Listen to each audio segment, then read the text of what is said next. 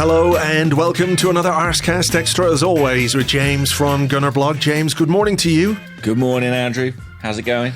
Going okay. We had discussed doing an extra Arsecast Extra this week because I think there was like a level of expectation about this game. It was a big game. Turned out it was going to be a big opportunity for Arsenal to extend the lead at the top of the table. I mean, we did do that, but it wasn't quite as extendy as people might like. And there was a sort of an air of real expectation about this game, I think. And it's turned out to be a bit anticlimactic, a bit of a damp squib, perhaps. Because we don't normally do an extra on a Friday. No. But I think I said to you after our recording on Monday, I was like, I think there'll be an expectation. You know, because after the night that we'll have had against Liverpool, I think I sort of imagined I'd have the trophy with me. Do you know what I mean? Having slept with it in my bed overnight. Yeah. So yeah, I guess it might be my fault, guys. I got ahead of myself. Don't really think that's fair to blame you completely for this one. Maybe only marginally. Yeah. I mean, listen, we should have known. It was there was a pathetic fallacy, wasn't there, with the weather in London yesterday? It was not the dream night I had envisaged from about 4 p.m. I just started chucking it down. Yeah.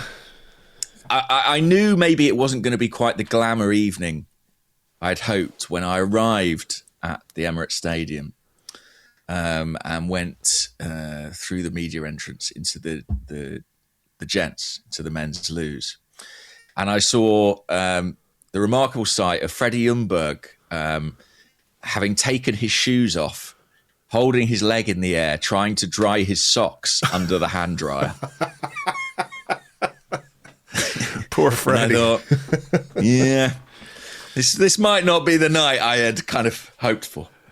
Freddie Ljungberg's soggy socks were a portent of an omen. Doom. Yeah, bloody hell. An omen. But yeah, I mean, listen, it was. I think it's definitely. I was going to say it was an interesting game. That may be an exaggeration, but it's certainly a game I think that will prompt a lot of discussion. Yeah, I think it's an interesting game, and maybe as ever, the reaction around the game and the result and the performance, I think, is quite interesting to talk about. The game itself, not great, really, as a spectacle. You always know it's a bit iffy when at halftime the commentator on Sky says, well, it's been an intriguing tactical battle in the first 45 minutes, which is essentially code for fuck all happened. And this is not what we were all expecting when Liverpool came to play Arsenal with, you know, again, so much hype around this game, so much expectation, so much belief, I think, as well, within the Arsenal fan base, that given the absences Liverpool had with no Mo Salah, Alexander Isak, Hugo Ekitike didn't make it, Liverpool diminished from an offensive perspective, that the ingredients were there. They were saying on Sky, you know, beforehand, or just in the very moments before the game started, yeah, this is going to be a very, very tough one for Liverpool. You know, maybe they can hang on in there, etc., etc., as if this was a game that Arsenal should simply have turned up and turned over the league champions, albeit, you know, not at their strongest. But I do think the way the game was set up, in a way, and I'm not trying to excuse the way we played or didn't play, things we didn't do well, but I think it was set up in a way that we could only fail if we didn't win the game. Do you know what I mean? Maybe. I mean, what were your expectations? I thought we had a good chance of winning, but at the same time, you know, my brother texted me, he was a Liverpool fan, and he texted me something around 2:00 in the afternoon. He said, congrats on your very comprehensive victory later on. And I was like, yeah, you know, I'm not really as convinced that it's going to be the sort of walk in the park that many people thought it was going to be. Like, I accept Liverpool have not been in great form recently, but I think there's something extra about big games. You know, big opposition. Liverpool were the champions. There was that whole thing, wasn't there, before the game when Dominic Szoboszlai, a question was put to him on Sky Sports, and it was like, do you think you're going to be playing the champions tonight? Bit of a cheeky question. And he said, well, listen, Arsenal have been very good, but we're not playing the champions. They're playing the champions, which is exactly right. And I do wonder if that maybe as well fed into Liverpool's determination to make sure that they didn't get beaten by Arsenal on a night which would have completely obliterated any vague hope they have of being involved in anything close to a title race, which I think is completely out of the question anyway. But I think there is an element of, we've had an underwhelming season, but we are the champions and we've got a pride to play for. We've got to turn up. So I was hopeful and confident that we could, if we played well, win the game. But I didn't think for any single second that it was going to be easy or that Liverpool were going to be a walkover. And maybe a few too many people did. Yeah. And I think, listen, I never envisaged it would be a walkover, but I was very confident going in. I thought this is a game that Arsenal would win. And Tim Stillman made a good point, I thought, heading into the game about Liverpool having drawn, I think it was 5 of their last 9 games, something like that. They have become a little bit more difficult to beat, and they have somewhat, I think, curtailed their playing style to ensure that. And there's a degree to which, maybe we should have accounted more for sort of their mentality coming in and how they would set up, how they would approach it.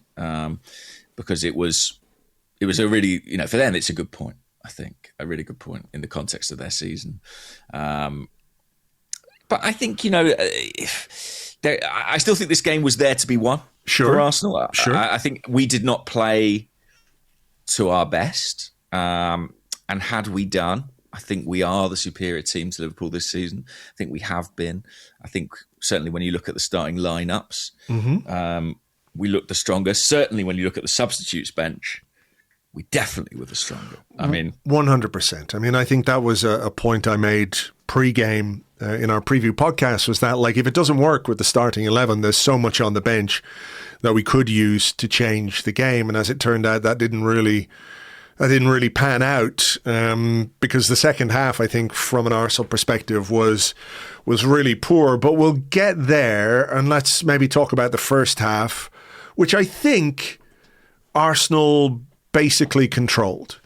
Liverpool, I think, cognizant of the fact they're playing a very good team in decent form, who are top of the table and confident and at home, came with a sort of cautious approach that I expected, to be honest. I didn't think they were going to come and, do the Liverpool thing of, right, well, we're here, we're going to have a go at you. It doesn't matter, what you are or where you are. We're Liverpool, we're going to have a go. I think there was a more realistic approach to their current situation and maybe to the quality and the strength of Arsenal.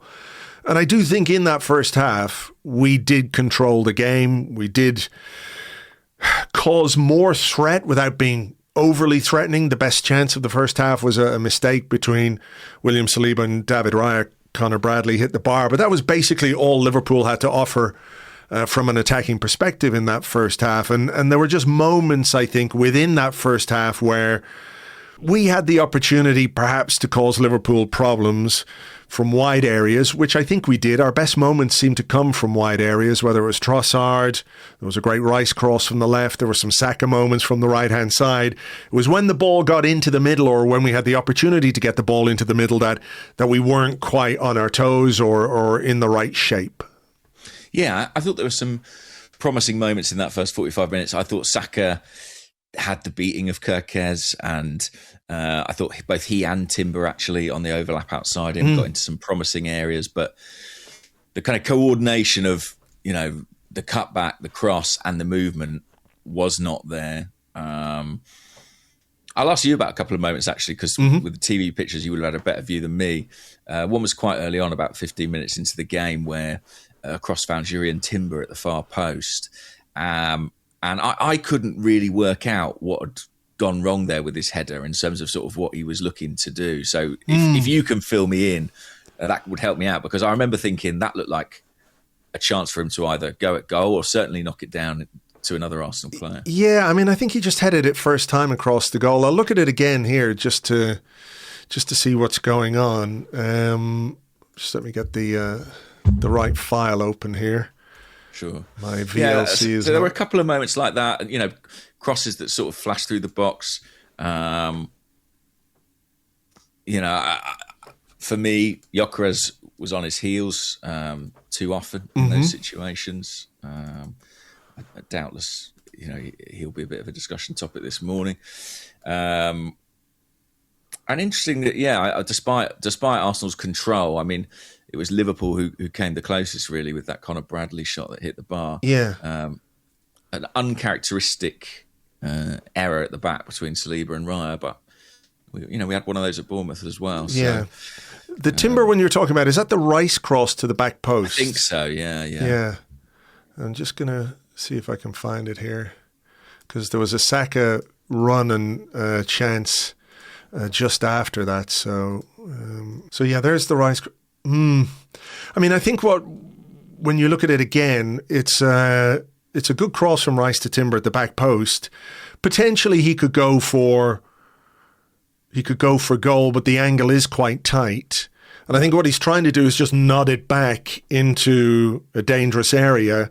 But Viktor Gyökeres has made a run to the back post. So I don't know if he's expecting Timber to head that sort of back across goal. Mm-hmm.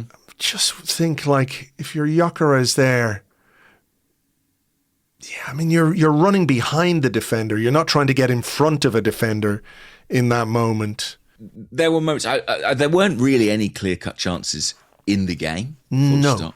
And, if you were looking at the positives from an Arsenal perspective, you would say, well, Liverpool were largely at arm's length, particularly in that first half. It was interesting because I thought the first half was quite...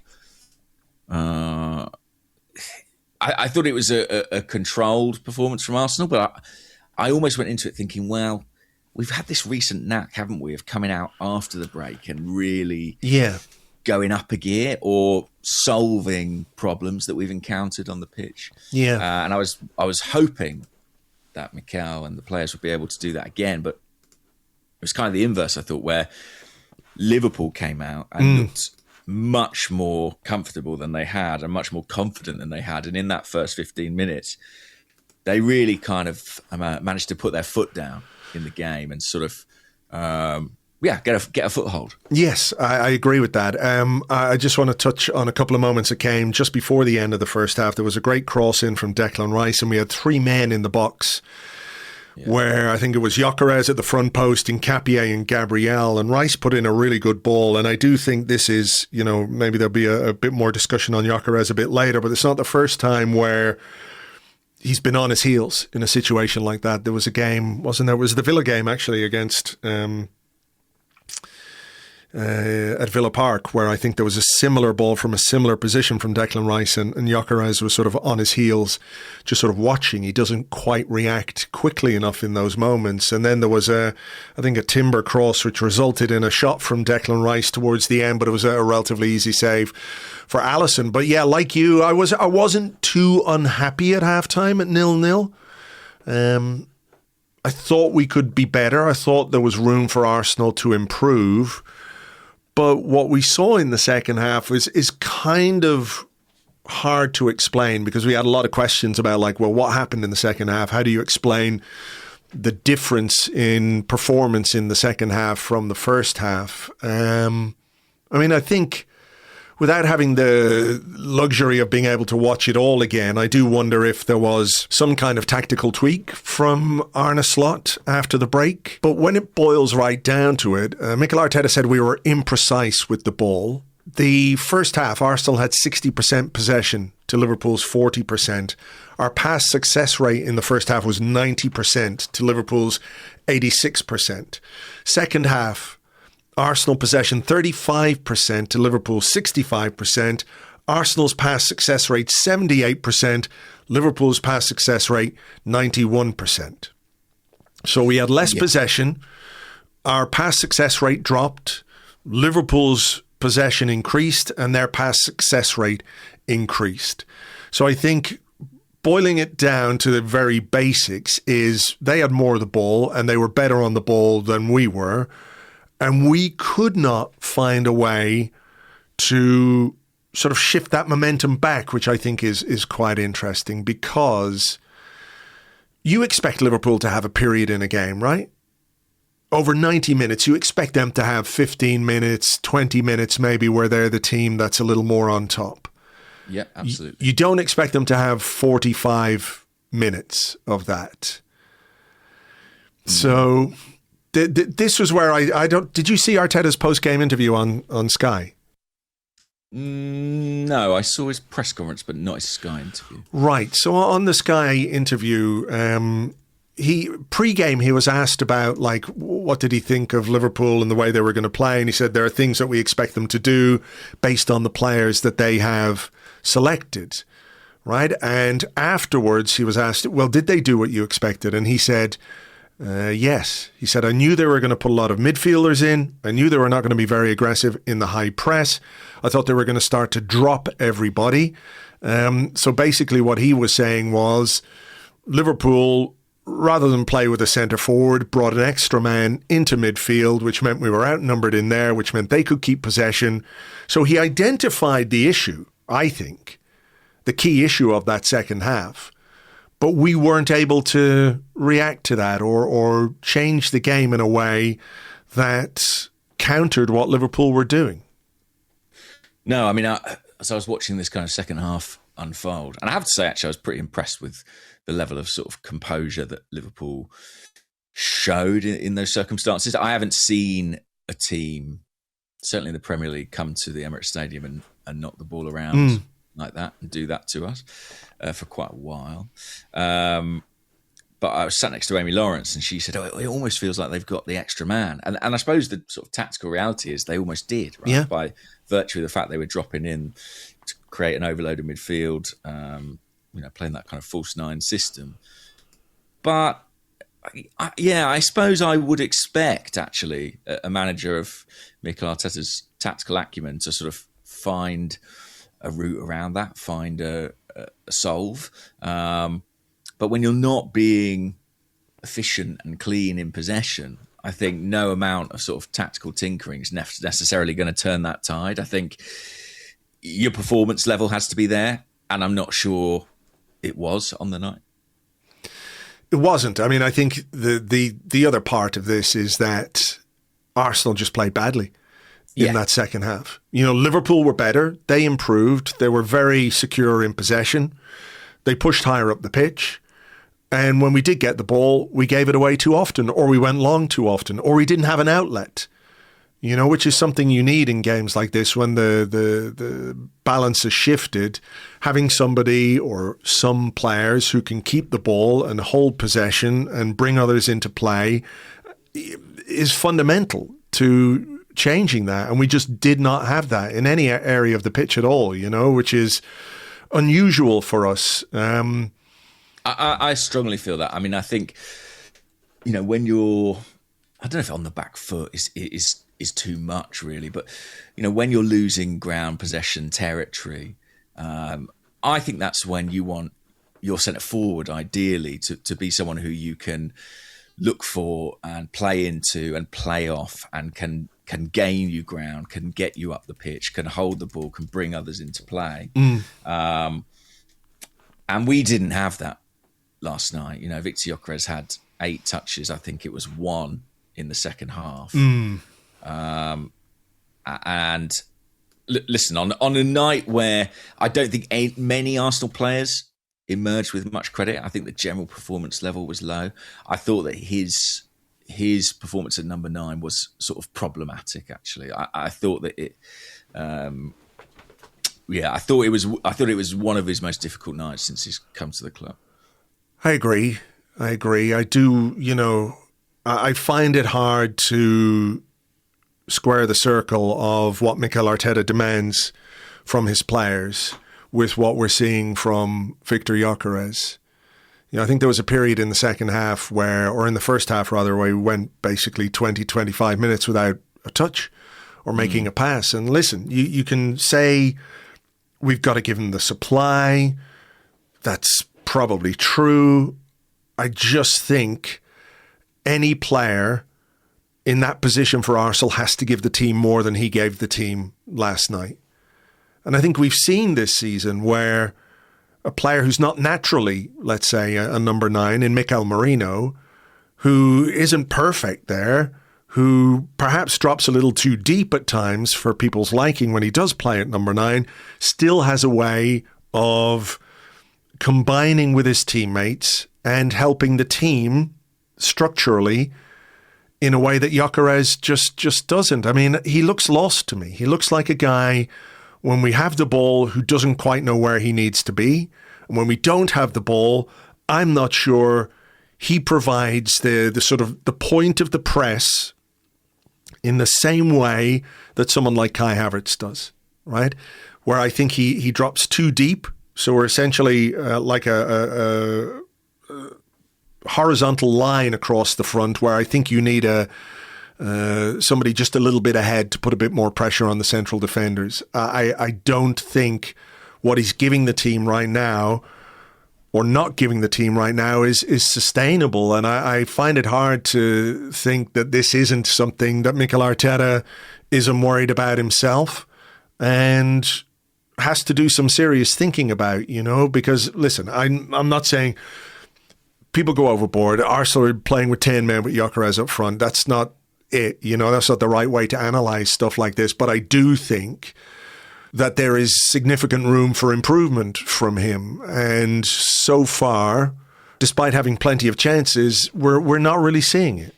No, this is it. And I think the relatively few amount of touches in isolation, it's not inherently a bad thing. I mean, there have been many great goal scorers down the years who've been low touch players, but it doesn't matter if you put the ball in the net. I mean, Ian Wright was doing some TV analysis last night, and I think he said, there was a game this season where Haaland had about 11 touches, but he scored a hat trick. And if you do that, then nobody queries it. Yeah. I think the problem Viktor has is he's not scoring goals. He's very much not scoring goals. I think it's 1 in 10 games since he came back from injury, and that being a penalty at Everton. And is he contributing enough in other facets of the game? Because when you are not on that score sheet, you need to be doing other things to justify and earn your place. And I don't think he is at this point in time. I think that, I haven't exactly, what am I trying to say? He's not my favourite forward to watch, I would say. And it's not just the aesthetics. Like early on, there was a lot of commentary of like, he's quite rough around the edges, he's a bit sort of unsophisticated in his style, but that's fine. Like, to me, not every striker has to be Thierry Henry. Do you know what I mean? Sure. Not everyone has to play with grace and have an immaculate first touch. I mean, there have been many, many great strikers who've been bulldozers. But if you aren't that, then you better offset it with some physical dynamism. And what concerns me with Gyökeres at the moment is that I just don't see that. Like, I don't see the burst, the separation. I don't see the desire to make himself available. It feels like he's always wrestling somebody when it's like, you need to create some space. And yeah, that is a worry. I think it's a consequence of two things. I think it's the fact that he can't physically dominate defenders in the way that he did in Portugal. But I also think last night, to me, he looked like a player incredibly low on confidence, who has stopped gambling, really. Where the ball's going to be, where the ball's going to But drop. that's kind of half my issue with him, is that he doesn't gamble on where the ball is going to be. He sort of puts himself in a position and waits for the ball to come to him. And I think, the other thing, he's a big guy. He's 6'2". He's really strong. Well, it looks very strong. But I think at the heart of it, really, there's a technical issue as well. That I think there's a technical level that isn't really aligned with the rest of the team. No player has miscontrolled the ball more when trying to receive possession than Viktor Gyökeres this season. 49 times across the Premier League games he's appeared in. The next is Bukayo Saka on 35, and then you've got Trossard, Rice, Martinelli all on 25.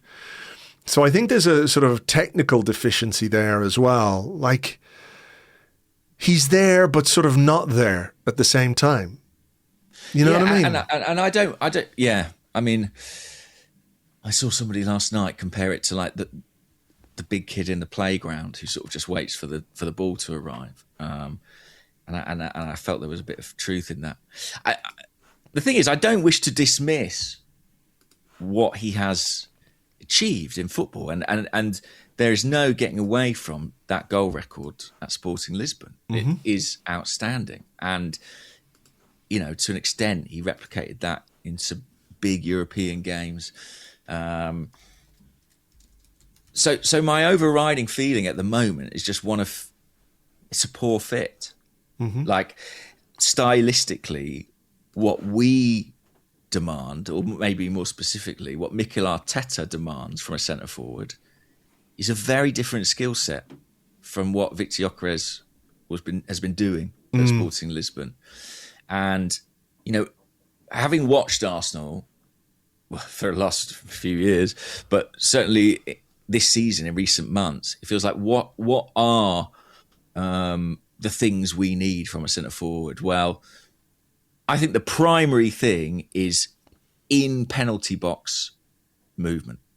Like, we create so many situations with Bukayo Saka on the right-hand side, cutting in, swinging across the far post, or, Declan Rice doing that from the left, or a fullback overlapping and tucking it back. So we're dealing with crowded penalty areas, often against opponents sitting deep, 6, 7, 8, sometimes 8 defenders in the box. Primarily what we require is somebody with real electric movement in those situations to get in front of their man, to get across their man, to get on the end of stuff. Viktor Gyökeres is a player who scored 2 headers in his time in Portugal, and the vast majority of his goals were, one-on-one situations running through on goal. So is that his skill set? Is that his natural game? I'm not sure. And then further up the pitch, we're talking about needing to be an outlet, needing to hold the ball. Again, that feels like a different player profile. So sort of my overriding feeling this morning is I'm sort of scratching my head thinking, knowing our needs, knowing our style, how did we land on this choice?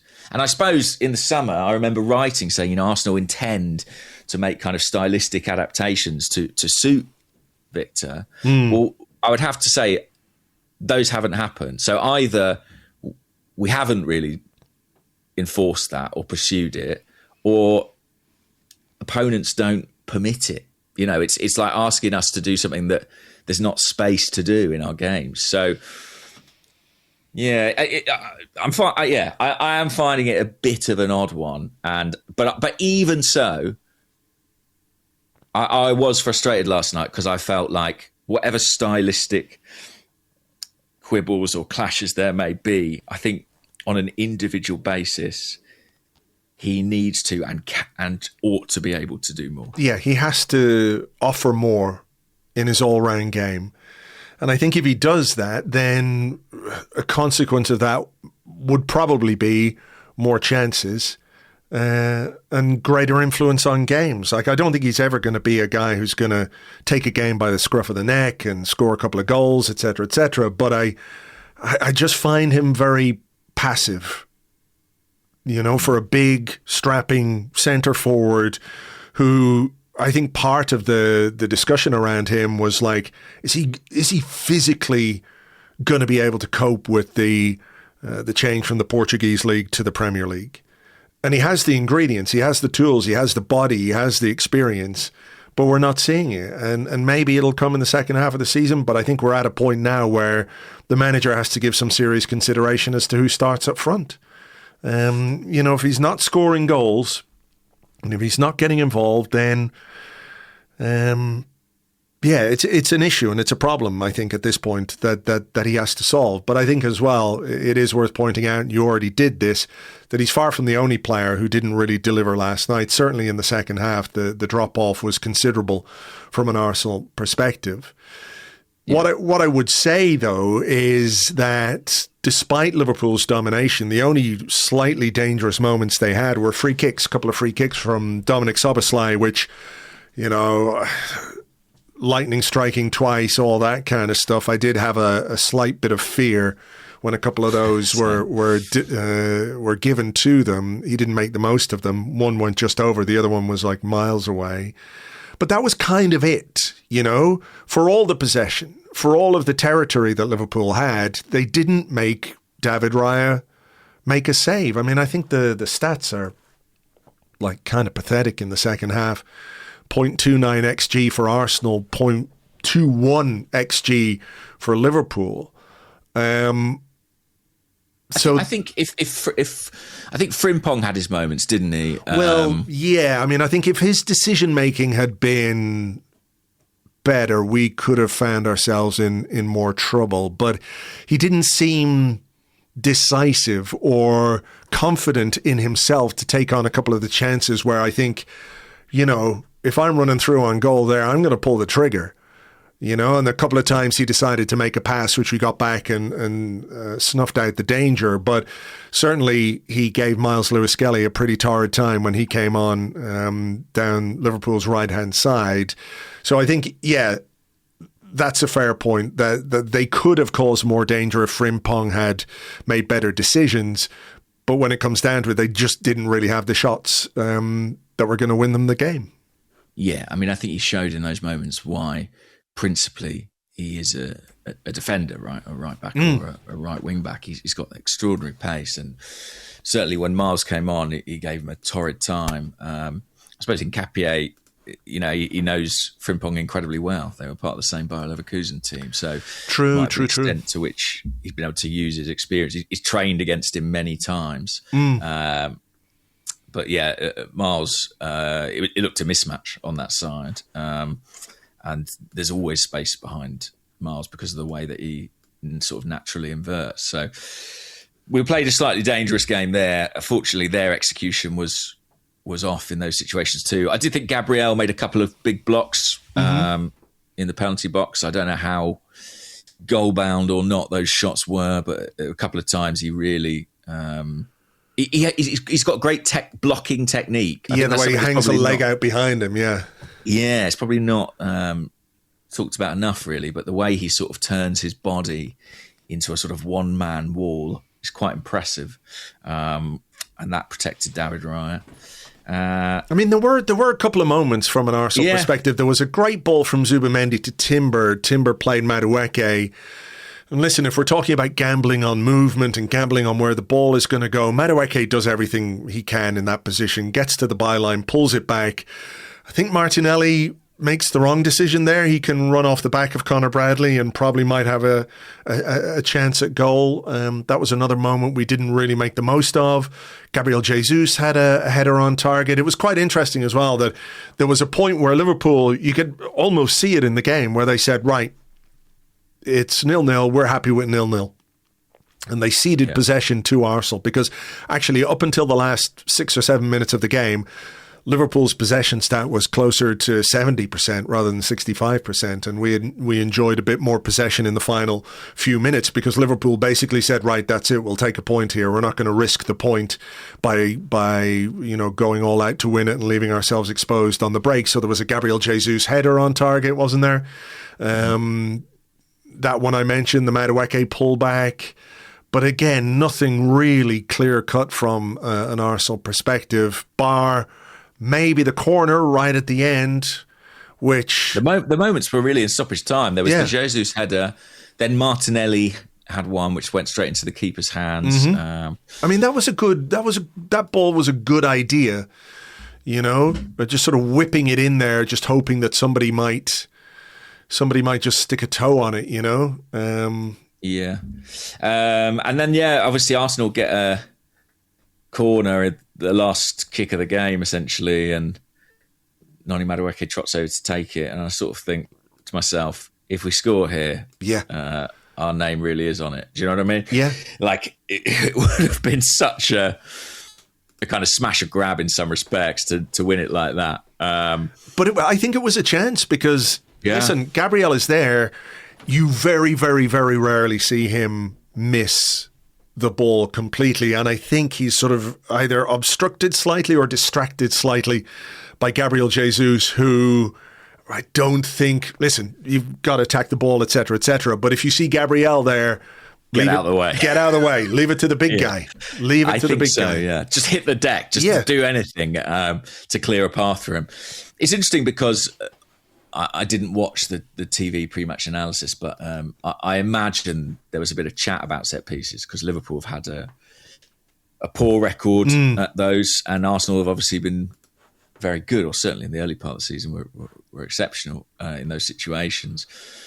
But we didn't have a great many opportunities. And I do wonder how much of Liverpool's game plan was like, well, look, let's keep the ball and let's keep it away from areas where Arsenal can win corners, win free kicks. There was one moment in the first half where I think it was Gyökeres gave away a free kick in a sort of promising area for Bukayo Saka or Declan Rice to swing the ball in. And Arne Slot in front of us was apoplectic. He was like, it clearly was something they had spoken about, avoiding. And I think we only had 3 corners in the game. So Liverpool denied us the opportunity to sort of really test them on those set pieces. I think if we had, if this had been a 12-corner game, maybe we get something. But. Well, I mean, again, that could be smart play from Liverpool. You've got to, sometimes you can say you played poorly, but you can also acknowledge that the opposition had a game plan and probably executed that game plan in the second half as well as they could possibly have hoped. But it was frustrating, wasn't it? Disappointing not to perform, particularly in the second half, as we said, where Arsenal have typically been very good and scored most of our goals this season in the second half too.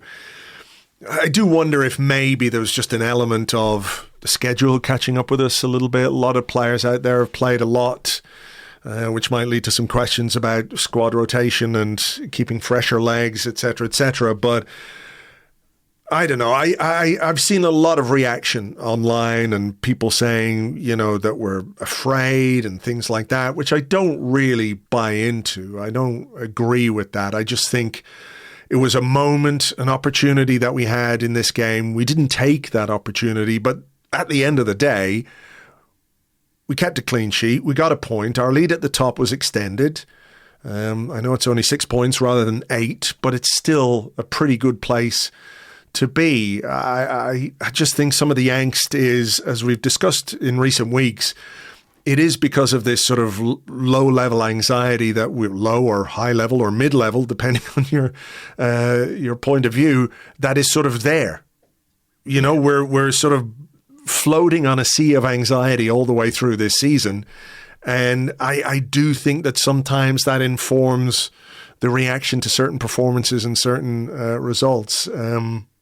And listen, I'm not here to tell anybody that a draw with Liverpool is a bad result or that Arsenal are in a vulnerable position or anything like it. We're in a really super strong position in the league. We've extended that lead over the course of this game week. Equally, and maybe this is my emotion getting the better of me, but I can't help but feel like last night was a bit of an opportunity missed. Oh, I agree, yeah. I watched the second half of City's game in midweek, and I was really struck by how kind of listless they looked at times. The stadium was so flat, like lots of empty seats. It was quiet there, and they looked and felt like a team that sort of, I don't know.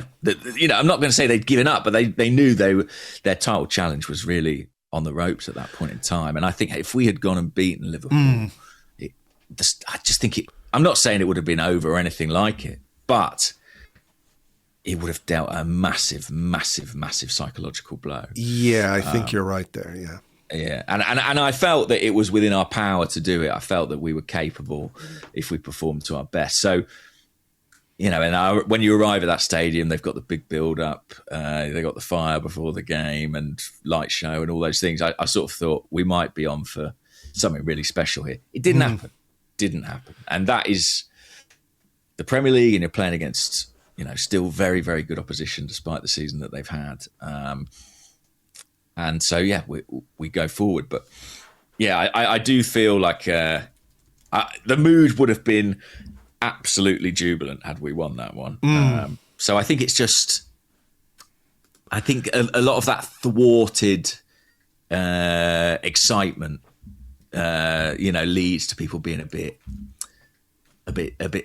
bit downcast this morning. A bit maybe glass half empty when it really ought to be, if you look at the bigger picture, glass half full. Sure. I mean, listen, we've taken 16 points from 18 over the Christmas period since we lost to Aston Villa. So, it's a really good return. It really is, particularly, when we looked at some of those fixtures and thought, wow, they're going to be really tricky. If there is one game on the calendar where you think, well, maybe 3 points is going to be a bit difficult, it is Liverpool, because they are a good team, and I know they're missing players, but I think there was a sort of sense that without the attacking players they had, that it was going to be easy. And again, the expectation and the hope, and like you say, I think Wednesday night in the Premier League was kind of mad. It sort of created this mad energy, this mad, like, oh my God, look at what can happen. Anything can happen in the Premier League. And sort of anything happened to us by not much happening. Does that make sense? Yeah, I mean, it was sort of extraordinary, the results that came in. And to be fair, the last few weeks have been generally a pretty good time to be an Arsenal fan, particularly if you're on hate watch duties. I mean, like, I think I said to Amy before the game, it just feels like everything's coming up Arsenal. So, it was easy to get swept up in that and a sort of sense of inevitability about how Thursday night might go. But it was Mikel Arteta afterwards, I thought, in his press conference, gave a sort of very measured appreciation of the situation, where he spoke about how every point, not just against Liverpool, but every single week, is so hard fought and hard won. And it's been the case since August. I think if some supporters, perhaps myself included, had been guilty of taking the result for granted against Liverpool, I certainly don't think Mikel Arteta's in that camp. And another positive to take from the night is that, I've seen people say this was our worst performance for a while, or, really disappointing display. Well, we barely gave up a chance and we didn't lose. And there is something to be said for that as well, I think. I agree. I think that is sort of an underlying consideration of this season that I find encouraging. I think we've said a few times, like, I think there is real room for improvement from this Arsenal team. I really do. I think there's big room for improvement, and I'm saying that while we're sitting 6 points clear at the top of the table. And I think we've said maybe more than once this season, you know what, maybe last year that's a game we don't win, or that's a game we lose, rather, I should say. And this time around, even when it's not going well, even when we play poorly, we don't look like a team that's going to lose too many games. And I think if we can maintain that and then find that bit of improvement, which I think has to come from the attacking third in the attacking end of the pitch, to find something that works on a consistent basis. If we can do that, then I think we're still in great shape, You don't win the title in January. It would be much better, obviously, to be 8 points clear than 6 points clear. But I don't think 6 points clear is any kind of a disaster at all. Not at all. As I say, we're in a super strong position. And it's sort of an interesting few weeks now. A lot of games, some other competitions as well coming into play. I've got some questions about that, I think. Okay, well, maybe we'll chat about that. Yeah. There is obviously another big incident in the game that we haven't touched on, but I did want to leave that for part 2, the Gabriel Martinelli, Conor Bradley thing. But we'll leave that for part 2. So why don't we take a little break here? We'll come back with your questions in part 2 right after this.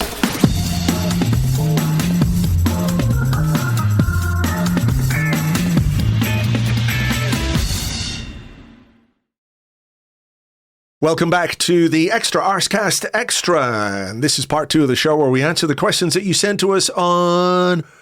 Oh, I forgot to do Blue Sky, didn't I? Fuck. Sorry about that, folks. We still got some questions on Blue Sky. Oh, did we? Okay.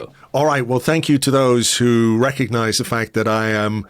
my brain is a bit addled at this moment in time and forgot to do that. But we also take questions from our Discord channel, which you get, or Discord server, which you get access to if you are an Arseblog member on Patreon. Before we get into those, though, I did mention the incident involving Gabriel Martinelli and Conor Bradley late on, which I think, if this had been a different game, it would have been like a tiny sidebar to, let's say, a famous Arsenal victory, right? If it had gone the way we'd all hoped and this had happened, I don't think too many people would have been talking about it in the way that they are now. But because it was sort of like the only thing that really happened in the second half, it's sort of become a very significant storm in a teacup kind of situation. So what did you make of how it went down? Bradley and Martinelli chasing for the ball. Bradley, you can see the video. It's terrible, actually, the way his knee twists. And he goes down. Martinelli, I think, doesn't realise that he's as injured as he is. Bradley sort of rolls back onto the pitch a little bit, sort of writhing around. Martinelli pushes him off, etc., etc., and then it all goes from there. Well, I think my view of it in real time was sort of skewed or coloured by the fact that I knew it was a bad one straight away. Like, that was my side of the pitch, and I saw the way that Bradley's leg kind of contorted under his weight in that situation, and I was immediately like, oh, that's nasty. So I have to be totally honest and say, when I saw Gabriel Martinelli, go over to him and give him a little shove, I was like, that's not a great look. No. And actually, like, it's sort of not a great look anyway. Like, I know subsequently there's been sort of explanations and apologies, but I don't think, that's what I want to see from an Arsenal player. And I understand the emotion and the adrenaline, and I'm not saying I would be a better man in those situations, but I think that it's fair for him to receive some criticism for that. But I must say, I was incredibly... I went to the post-match press conference. I was incredibly impressed by Arne Slot's answer. He's also in a kind of adrenaline-fueled situation and an emotional situation. And I thought the dispassionate way in which he was able to kind of analyse what had happened was really helpful. I think if he'd gone into that press conference and said Martinelli's way out of line, they should throw the book at him, I think it'd be on every back page this morning. And he went a long way towards diffusing it. Sure.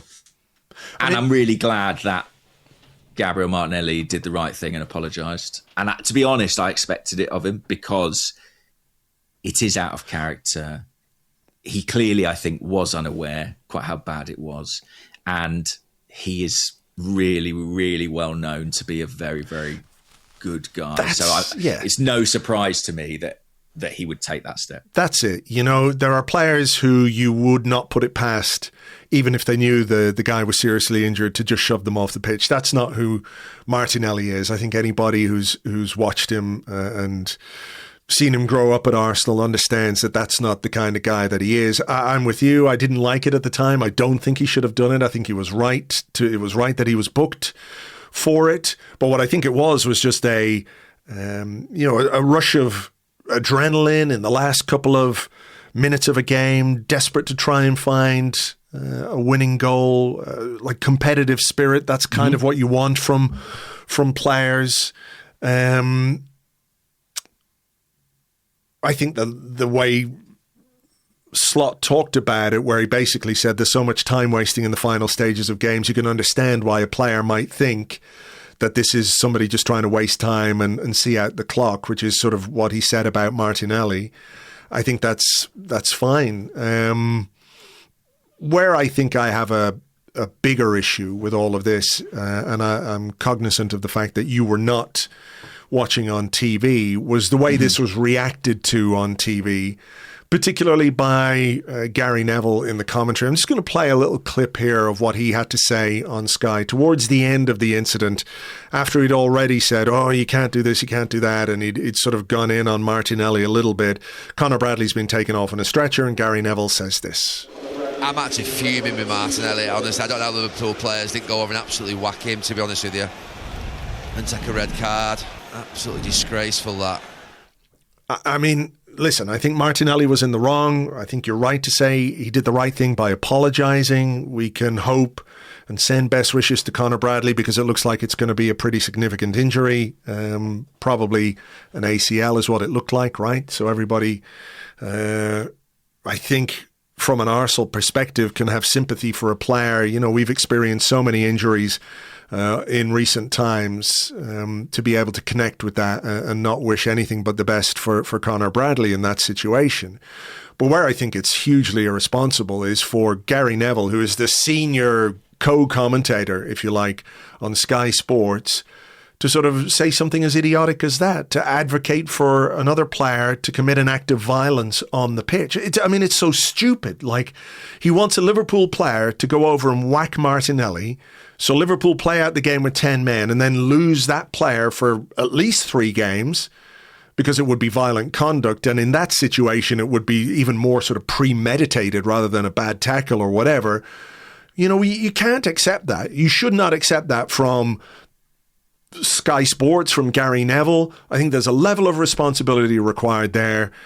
Roy Keane in the studio as well. I mean, talk about people in glass houses, you know, going in on Martinelli. I think it was wrong, but it was trifling compared to some of the things that Roy Keane has done on the pitch, and some of the things that Gary Neville, if we remember how he and his brother went to town on Jose Antonio Reyes, rest his soul. You know, it's quite hypocritical, I think, and I think Sky need to have a serious think, or have a word with Gary Neville about the way that he reacted to that incident. You can take exception to it, but there's a line you don't cross, I think, and he crossed that line for me last night. I think that's totally right. I mean, listen, if Conor Bradley was my teammate, would I have reacted to it in a big way? Very possibly.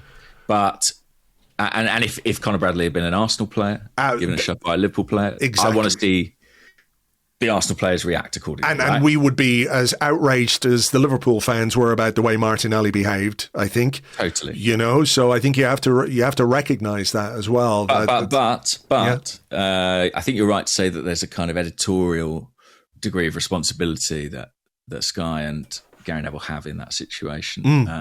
You know, we often talk about like, a young kid's emulating what they see on the pitch. Are they always following the best behavioural examples and things like that? It's like, well, we don't need it from the commentators as well. Yeah, exactly. It's such a anachronistic throwback to a sort of an age where, listen, you've got to stand up for yourself, and you've got to be tough on a football pitch, and you've got to protect yourself and you know, be ready to, I hate to use the phrase man up, you know, that's not what I mean, but you have to be ready for physical confrontation at Premier League level. Not just at Premier League level, wherever you play football, Sunday League, holy shit, it's even worse at times, you know?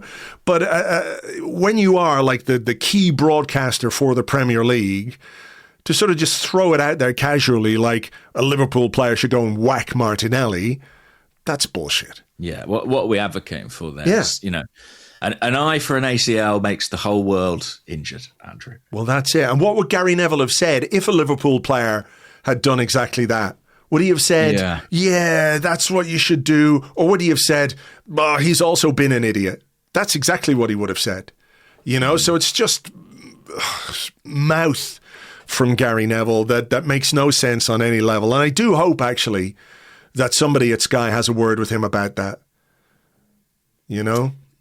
Very possibly. I mean, I think the good news is that sort of hopefully the news cycle will move on from it quite quickly. I think Martinelli can be grateful, I think, to Slot for how responsibly he handled it. And I think, as I said, the player himself has done the right thing. And, you know, from what he tells us, has also exchanged messages with Conor Bradley. So I imagine I imagine everyone sort of understands now and is happy to move forward. I mean, listen, all the best to Conor Bradley. Looked like a serious injury. Hope he's all right.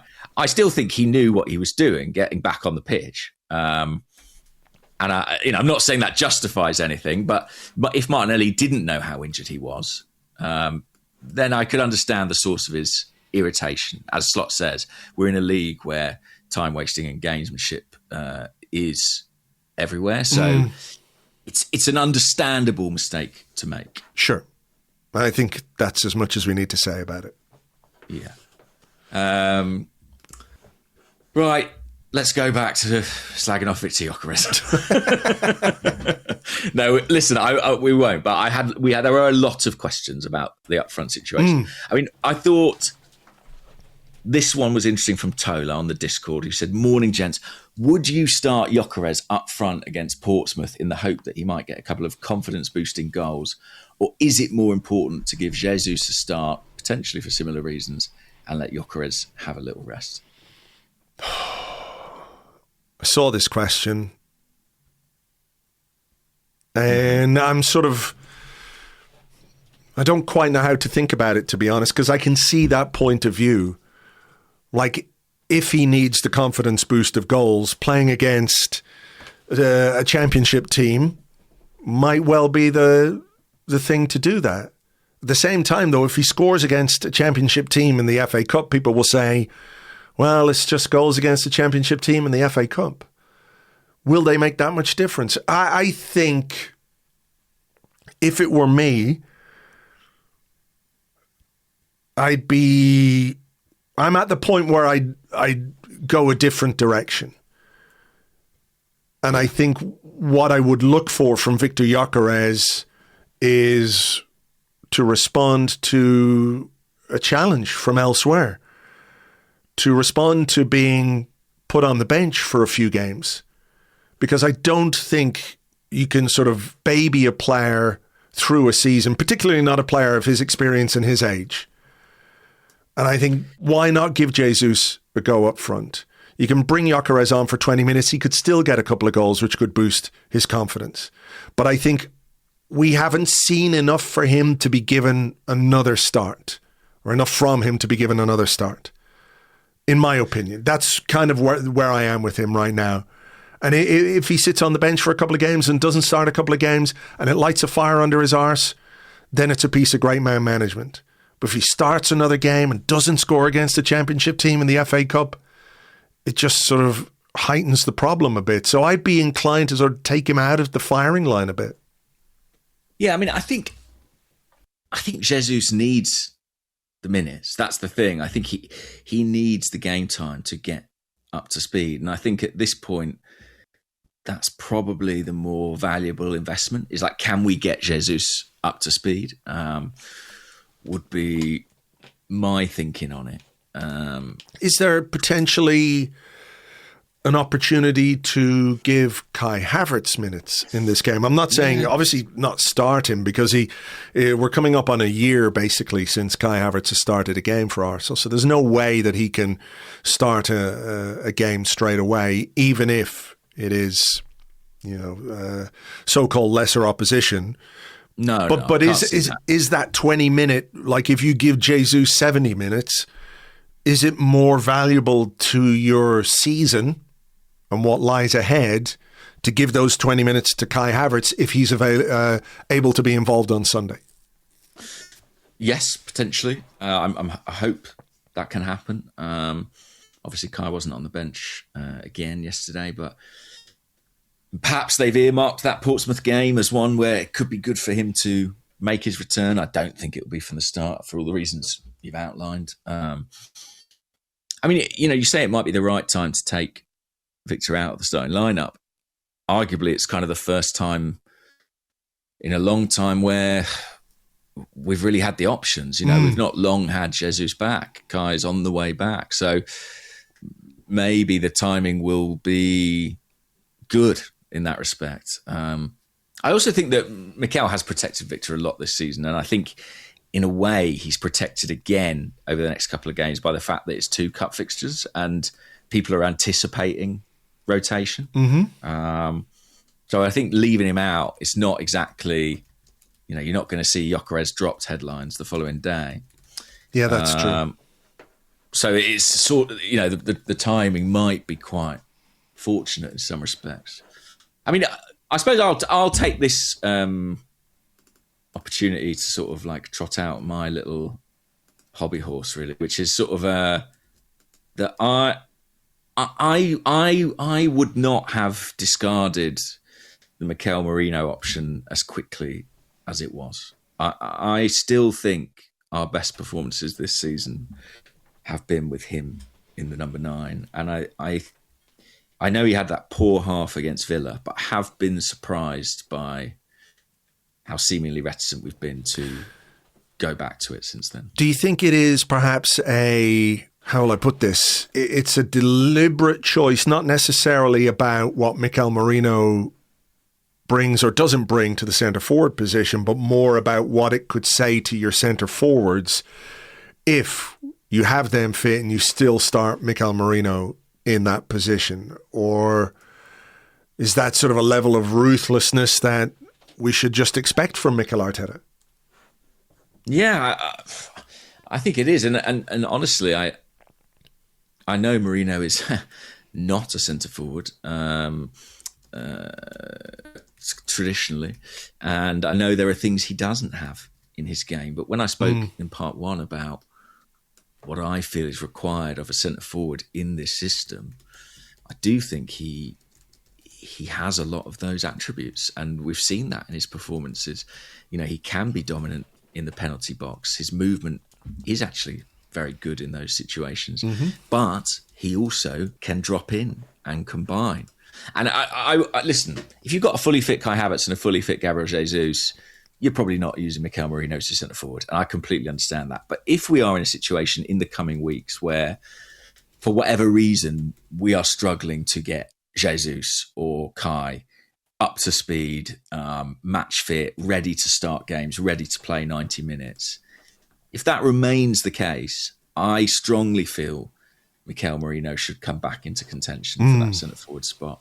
And listen, I don't know whether Mikel would do it, but I actually think we had a pretty good thing going there. And sometimes teams evolve in unexpected ways. This team has evolved in unexpected ways at times.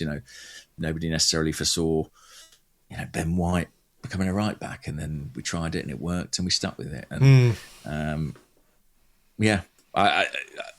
I think Merino remains an option. But it is interesting, isn't it, that we're sort of halfway through what we would all say is like on course to potentially be a very successful campaign. It's going really well. We're winning loads of football matches.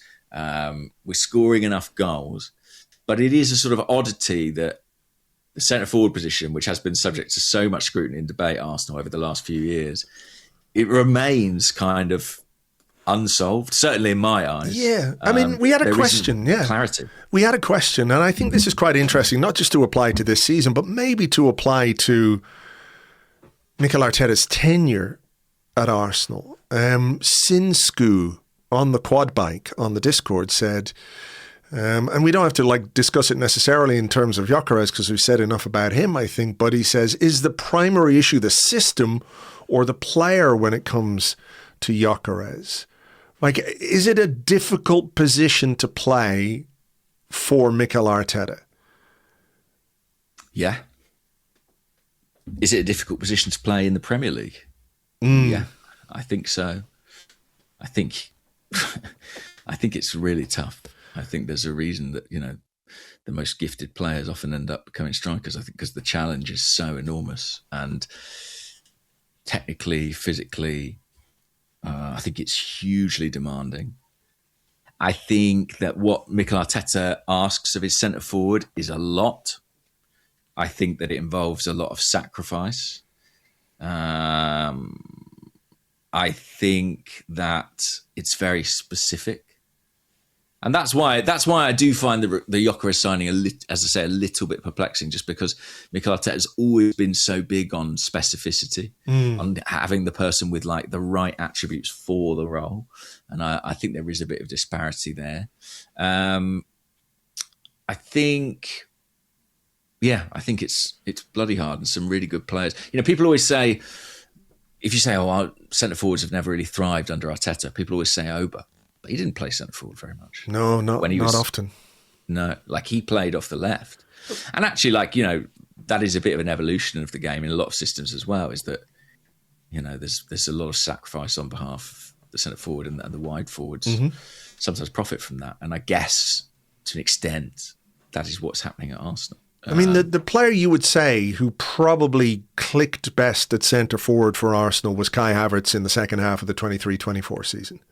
Yeah, probably in the 2024 calendar year. Yeah. You know, he had a very strong 12 months.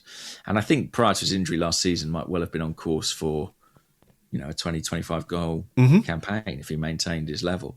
But Kai is not everyone's idea of a striker, and he's maybe not the finisher that Gyökeres is, or has proven himself to be, but he does tick a lot of those boxes that Mikel Arteta is looking for. Agree, and I think it sort of says something about the whole striker situation. Listen, we can have those 3 months of Gabriel Jesus when he first signed as well, which were really quite something and very, very promising, and unfortunately injury put paid to those. But, you know, it is the idea that Havertz, who, you know, I don't think they ever completely ruled out the idea of him playing as a striker for Arsenal, but certainly the idea was, when he arrived, was for him to be that left eight, right, to replace Granit Xhaka. And then, as you said, teams evolve in ways you don't necessarily expect, and he was played up front and really clicked, as you said, over the period of those 12 months, and certainly in that second half of that season where we came so close to winning the title. And I'm not saying it's like, well, that happened by accident, because you have to make decisions about that, and the player has to be able to do it, but he did it. And maybe it says something about the centre-forward position at Arsenal under Mikel Arteta, that the best guy to do it for a short period of time is a guy we didn't really buy to do that in the first place. Yeah, and look at Mikel Merino as well, who you'd have to file in that bracket. Yeah, maybe it tells you something about the centre-forward position at Arsenal, that the players who've most recently done well in it were both bought to be midfielders. Yeah. I don't know, but I did find myself wondering last night, like, when in history has a team won a league without a centre-forward playing well? I mean, there have been teams like the Man City of a few years ago who sort of didn't necessarily play with a centre-forward, or there's been the Liverpool team with Bobby Firmino, who's a very different type of centre-forward, again, would sort of almost fit that midfielder mould. But then you had Salah scoring 30 goals from the wide areas, you know. Yeah, I'm not saying that to induce worry. I think that Arsenal are clearly, it's kind of extraordinary what Arsenal are doing. I think, given that thus far, to my mind, their big centre forward signing has not worked. Yeah, there is a deficiency up front for Arsenal this season, and you know, it's not to pin it on any one guy, but you know, there is, as I said in the first half, there is room for improvement. That is an area where there's clearly room for improvement, and there's room for experimentation as well. Now, that's the thing. You know, we are getting options back. We have got these, not just the domestic cup games, but there's, you know, for example, the Chirac game in the Champions League a couple of weeks away. There are real opportunities, I think, to try different things. And I think at this point in the season, that is worth pursuing. Yeah. And I'm not saying jettison Gyökeres, don't use Gyökeres, because I would be wary of sort of diminishing a player's already low confidence in those situations. But yeah, I think something has to change. And I also think, I mean, we had a question from Paul, who sort of said, if he is going to stay in the team, how do we get more out of him? I think, I mean, I can't imagine they're not working on it, but for me, there's got to be a coaching emphasis on that. You know, Arsenal have not just a manager who's a great coach, but they have, you know, an attacking phase coach as well. What's his name? Issa Hussein, who has been credited by the likes of Gabriel Jesus with helping him work on his movement, his finishing in the box. That's what they have to be doing. Correct. You know, there are raw ingredients there, but this is a problem, and that's the job of the coaching staff to try and resolve. Absolutely. There are things that Gyökeres can do better in the penalty box. And if it's not natural to him, it has to be taught, or it has to be coached, as you say. Let's hope they can do that. What about this one? We'll do a quick couple just to get us out of here. Where was it? Simon King. He says, my biggest concern last night was how Myles Lewis-Skelly looked. He looked physically way off his best. Has his lack of game time and place in the pecking order had a physical effect as well as knocking his confidence? Yeah, I mean, he struggled, I thought, when he came on. Look, I don't think too many players would fare well in a foot race with Jeremy Frimpong. And I think it was, as I say, it was a bit of a mismatch. I think I don't think he is the ideal fullback to be defending against that player. I think their styles sort of clash. But equally, there's no getting away from the fact that Myles has struggled to find the level he did in his first season. Mm-hmm. There used to be that sort of cliche phenomenon, didn't there? Sort of second season syndrome. And I think it's kind of a truism. I think there was something to that, and I think maybe we're seeing that a little bit with Myles right now. And I think he's sort of coming in and out of the team sort of relatively sporadically without necessarily, you know, the question alluded to sort of fitness. Yeah, maybe that's part of it, but I think it's probably much more likely just sort of rhythm and game time and confidence and all those things that come with playing week in, week out that he doesn't have at this point in time. Equally, I don't think Arsenal, you know, we speak about Ethan sometimes and we say, oh, can he go out on loan? I just think with the injuries Arsenal suffered at the back and another one for Pierre Nketiah who had to come off yesterday, I just think there's absolutely no chance of that. We need him. I think that he'll probably start at Portsmouth. And I think it's a start that he needs. I think, we need to try and get him up to speed because we might really need him in the coming weeks. Yeah. I mean, what's your view? Listen, I think it's hard when you don't play often. It takes a little bit of time to find some rhythm and find your best form. And he's been in and out of the team, hasn't really started too many games, hasn't played a lot of minutes. So I understand him being a little bit rusty. He's young though, and I think, you know, this is I've said this before, I think to you, that I think part of the way Lewis-Skelly and Ethan Nwaneri are being managed this season is quite deliberate. Or I think there is an element of, this is the big leagues now, guys. You were great for us last season. We needed you. You stepped up. You contributed. Thank you. We rewarded you with new contracts, lucrative new contracts. But you're really going to have to rise to every challenge that comes to you, you know? So I think if he plays a few games, we'll wait and see what Nketiah is like in terms of his injury. But if he plays a few games, I think, you know, hopefully we can see him a little bit back to his best. But it was worrying a bit last night, particularly the first 10 minutes or so after he came on. He just could not cope with Frimpong. And I think despite the difference in pace, there are things you can do as a player to minimize the impact the opposition winger has in situations like that, you know? Yeah, totally. It was worrying. And if Frimpong had executed better, I think it could have been decisive. I've one more to go, which I just thought was quite an interesting one from King Thierry on the Discord. And they say, it seems like we've 24 squad players with 2 players for every position now. However, it seems every sub we make is like for like. Madueke for Saka, Martinelli for Trossard, Jesus for Gyökeres, Odegaard for Eze, and so on. Do you think there are other things Mikel Arteta can do which aren't like for like subs based on a player's position, which could make us more unpredictable? Yeah. I do, actually. I was thinking about that last night, in terms of how do we counter what Liverpool are doing in this second half? Are there things we can do? Like, I know it's not completely out of his wheelhouse, but I did wonder if Eze on the left, rather than Martinelli, might have been a way to, listen, he wasn't particularly impactful when he came on, Eze, but I just thought that maybe doing something that wasn't quite what Liverpool expected could have been an interesting way to approach it. Yeah. Can I ask, what did you think of Saka coming off? Did that surprise you at all? No. I mean, I think Saka was our best player in the first half by some distance. Yeah. By far our best player. I think in the second half, Gyökeres had the measure of him in the second half. I think he was quite lucky, actually, not to get a yellow card for a foul on Gyökeres at one point. But Gyökeres seemed to manage him in a way that he wasn't able to do in the first half.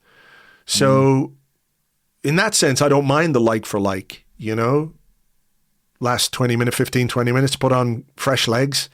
And Madueke had that moment that we talked about. So I don't think it was a big deal, to be honest. But yeah, like everybody, I think he had a much worse second half than a first half. Yeah, I think that's true. I think as a team, we were obviously much poorer. I don't mind Saka coming off. I think Madueke was bright even when he came on and had that one very good moment and almost delivered a decent corner to the back post for Gabriel. But I did find myself wondering, is there a way of keeping Saka on the pitch but taking him off the right? I noticed in the second half when we were really struggling, there were moments where he drifted quite in field and over to the left and he was trying to make himself available, trying to get on the ball. And I just thought, he's so wedded to that right flank at times. I wondered, could we flip him to the left or, I don't know, possibly put him in the central area at times. I do think that we have a lot of options at our disposal now and we don't always have to follow the sort of cookie cutter tactical template. But, and this is, something we did have kind of questions about, I do think that Mikel Arteta, he knew he didn't want to lose this game. Mm-hmm. So I think there's a degree to which, when we talk about experimentation and Portsmouth and maybe even Chelsea, there's room to experiment there. I don't think he deemed 0-0 at home to a Liverpool who are on top, playing well, dominating the ball as the right time to experiment. I think that's absolutely right. I think that tallies with pretty much everything that we know about Mikel Arteta.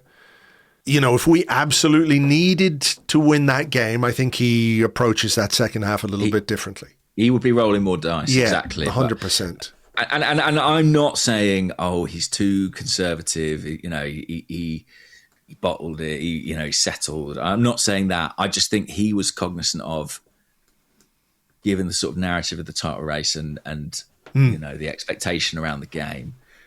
I think I watched him on the touchline in deep conversations with Gabriel Martinelli and with Albert Stuivenberg. And I think the subtext within those conversations would have been an acknowledgement that while it would be absolutely fantastic to win this game, I actually think to lose it would have been really damaging as well. Despite the lead we would still have had. Sure.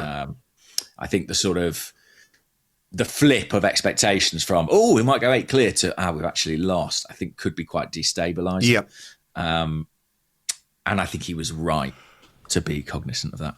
Yeah, I think, could we have done better in the second half? Absolutely, that's what we said. But I think sometimes you have to look at the game and how it's panned out and what is actually realistic based on the way you're playing and the way you're performing and the way the opposition are performing as well.